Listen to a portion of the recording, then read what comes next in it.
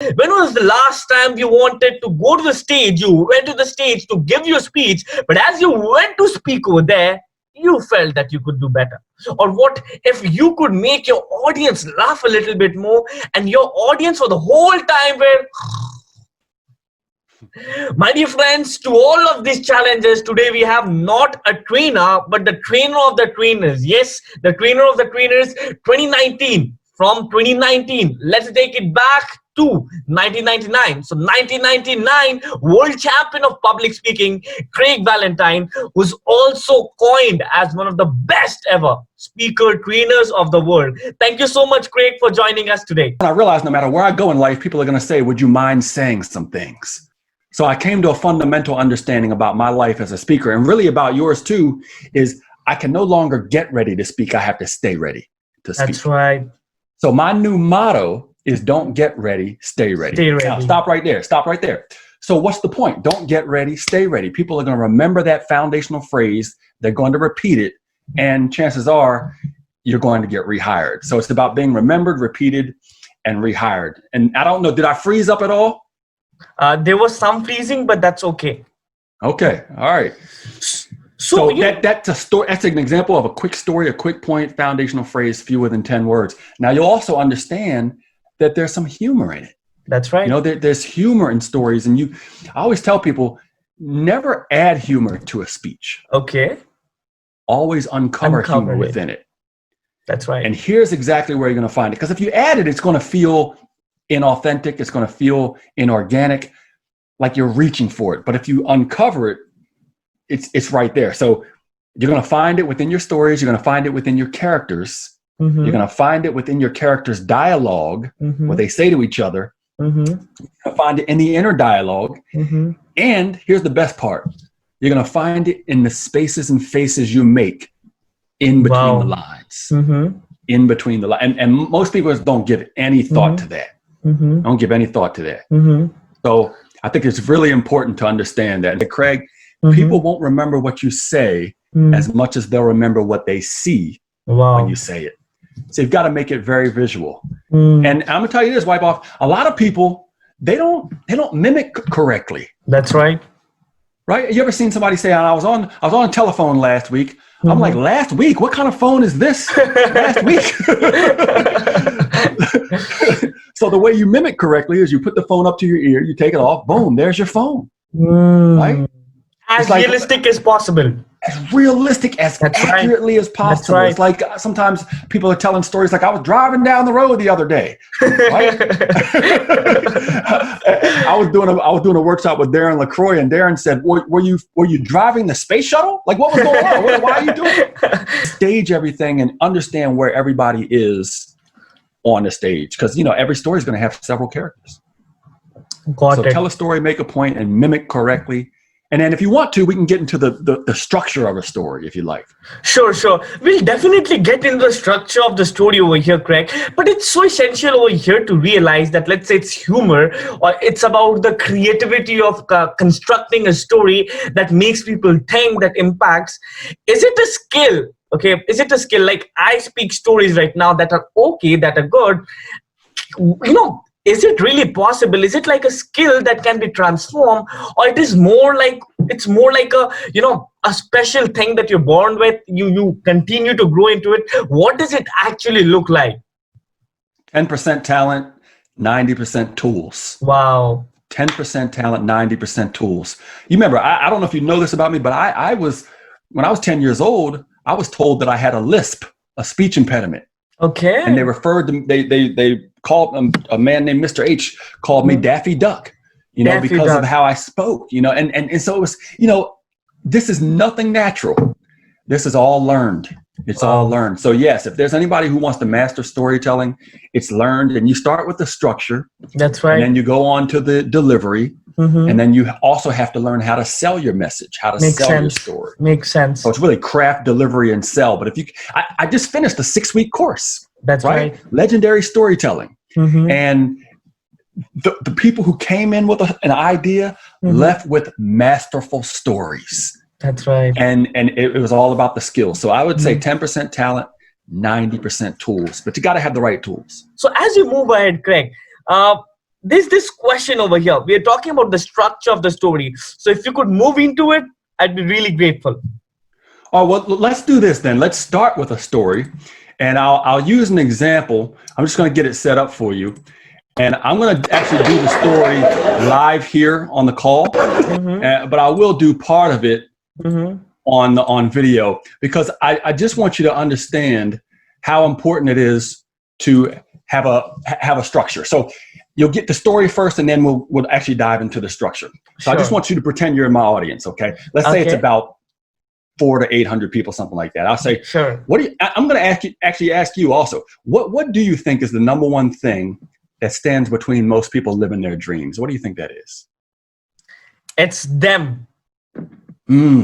Okay, that's a good answer. But the number one thing is not what you think.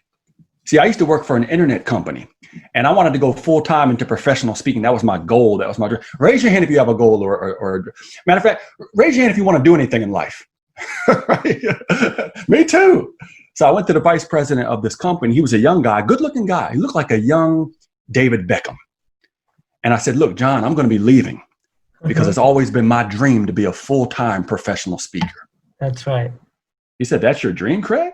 I said, yes, it is. He said, well, that's great. I really admire you for having one, but you can't leave. I said, hold on. What do you mean I can't leave? He said, well, Craig, we've been thinking about it, and we're going to raise your salary up this. Now, salary means the same thing where you're from, right? Definitely. And you see my dilemma. I said, John, this is not a financial decision. This is about my dream. In fact, I call this a dream decision. He said, okay, I understand. I really do. But how about if we raise your salary up to this? I said, this is not a financial decision. This is a dream. Do you know he raised it 4 times? Wow. I kid you not. I kid you not. He kept saying, we're going to raise your salary to this. I said, this is not a financial decision. This is a dream decision. Listen to what he said. He said, okay, Craig, how about if we raise your salary to well above 6 figures? I said, dreams are overrated.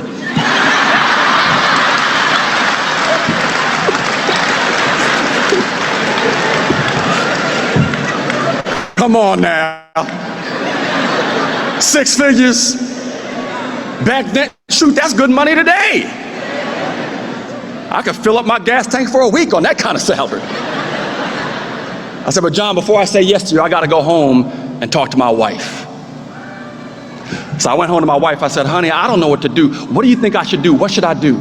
And my wife looked up at me with her big brown eyes and said, take the money, fool.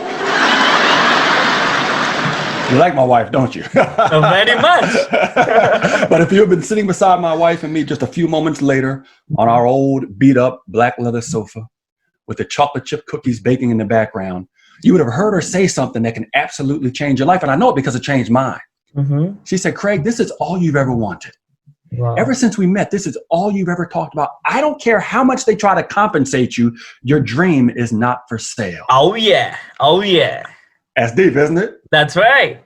Because most people think the number one thing that stands between them and their dreams is some kind of bad obstacle. That's right. A lack of time, a lack of energy, a lack of money. That's not it. The number one thing that stands between most people living their dreams is not something bad. It's something good. Wow. That we settle for, right? A good job, a good relationship, a good speech. Makes sense. Right? Did you realize that sometimes the enemy of the best is the good? It is. Right? So let me ask you something. With where you are in your life right now, are you too good to be great?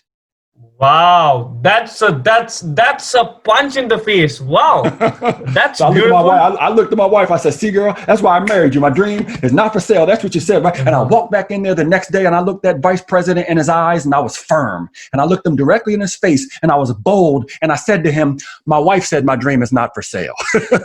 And I left. I left. And that very year, I spoke over 160 times in 44 states and 5 countries.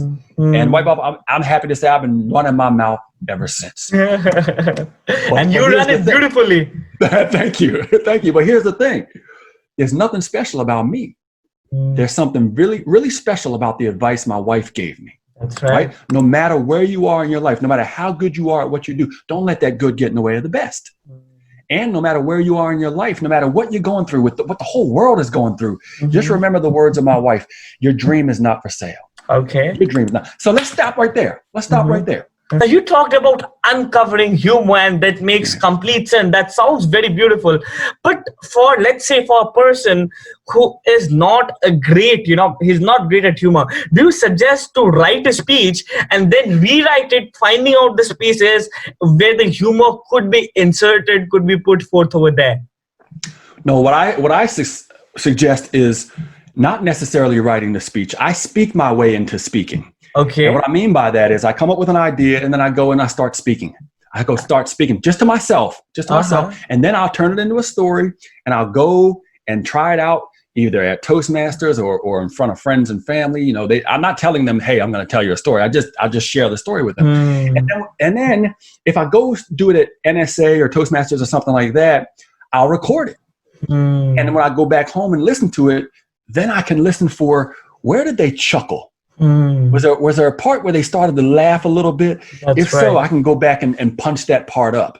So usually I'll come up with the story and then the humor will kind of creep its way in later. Like with that first story I told today in the Chicago airport. The funniest line in that story used to be when the lady came up to me and said, say some things, right?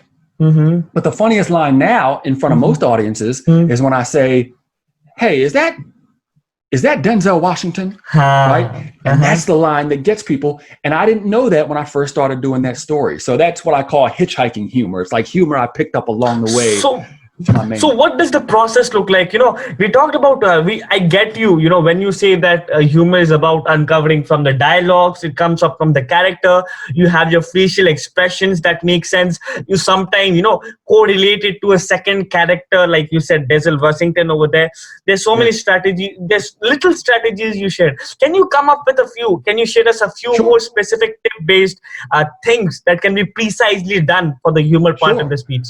Absolutely. Let's look at the twist. The twist is a good way to come up with humor. And then I'm going to show you some different types of dialogue that you can use. Because most people only use one type. They only use character to character. But if we talk about a twist, here's an example. I'll start off my story like this. I'll say, let's say I'm telling the story about communication. So I'll say, you ever gone to a drive-through restaurant and placed your order and been misunderstood? Yeah. Well, for legal purposes, okay, good. For legal purposes, I can't mention the name of this restaurant. Okay. But its initials are K, F, and C.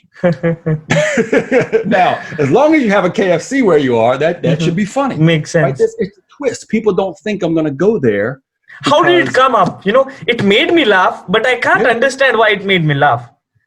Because I added the conflict of the part that I can't, for legal purposes, I can't mention the name of this restaurant. And so people don't expect me to then just mention the name of the restaurant. So when I say in your initials are K, F, and C, it becomes funny because I just did what they didn't expect me to do. So it was a twist. And twists are very good when it comes to humor. The other type of dialogue, and this is something that very few people do, is what I call projected dialogue. Okay. Projected dialogue. Projected dialogue. Right. Projected dialogue is when you project dialogue onto somebody because of how they're looking at you.